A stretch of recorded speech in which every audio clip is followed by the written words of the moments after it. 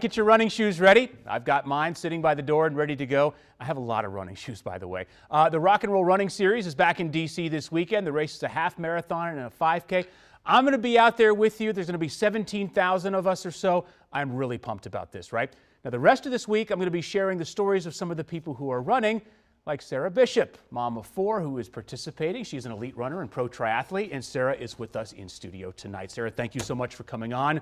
I've been dying to meet you for so long. We follow each other on social media. That's right. The first thing I want to get into is about this race. It's not an easy race. Can you walk us through some of the things that we have to know competing in this race? Sure. The first 6 miles are relatively flat, but we're going to be running into a headwind. So I would say don't force anything, tuck into the pack, relax.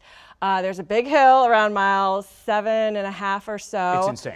It's very tough, but you know what? Once we get over that hill and turn right, we're going to hit a tailwind, and it's net downhill after that all the way to the finish. So no, if you're struggling at mile 6, 7 after that hill, it does get better. So downhill and tailwind, I like the sound Yes. of that, but let's get into the weeds. What is a strategy for getting up a monster hill? You don't want to all-out sprint because you're going to burn yourself out. What do we do?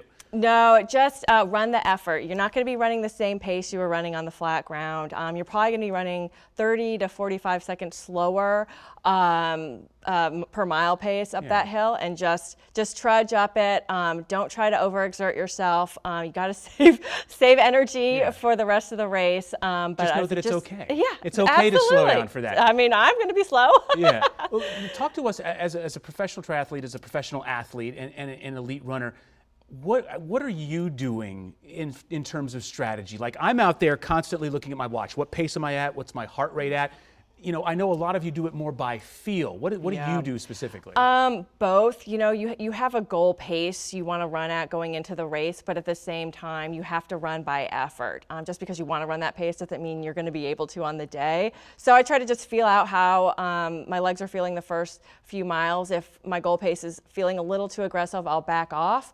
I'll try to relax the first 6, though, and just really make it seem manageable.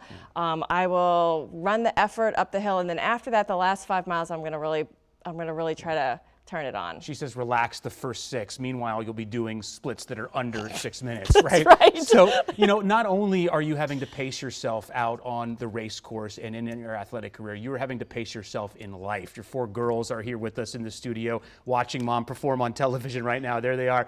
How do you manage that? How do you manage being a professional athlete and a mom of 4?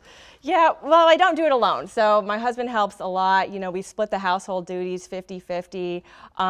I'm lucky enough where I can work from home, and so I can get a lot of my training in while they're at school. Yeah. But it's a rat race every day. You know, it's a juggle between my husband and I. But we both have our hobbies that we enjoy. He's a cyclist as well. You can work out together too. I see that. Yeah. So you know, every day's a little bit different, but our hobbies and, you know, our running and cycling is important to us, so we make sure that we support each other and be able to get it in at the same time juggling the kids' activities too. Last thing, Sarah, I think it's important to impress upon people that failure is okay, that we can learn a lot from failure. You know, as I've been following you on social media, it's like not everything is the highest of highs. Correct. You know, so what can we teach people about the lessons learned in ways that they haven't performed up to their potential? The more you fail, the faster you're going to succeed. I mean, if you're not failing, you're not learning. So I always use failure as a way to catapult me to the next success. It always kind of lights a fire under me. But if you're too afraid to go out there and try, you're never going to succeed anyway. So it's kind of like, I kind of tell my athletes, it's like playing roulette. You know, if you just keep betting on red, you're going to hit at some point. But you just got to keep taking those chances. Right. She's a coach. She's a pro athlete, mom of 4. Sarah Bishop, thanks so much for coming in. Thanks for Best having of me. luck. Look forward to seeing you out there on Thanks. Saturday morning. All right. Listen, coming up right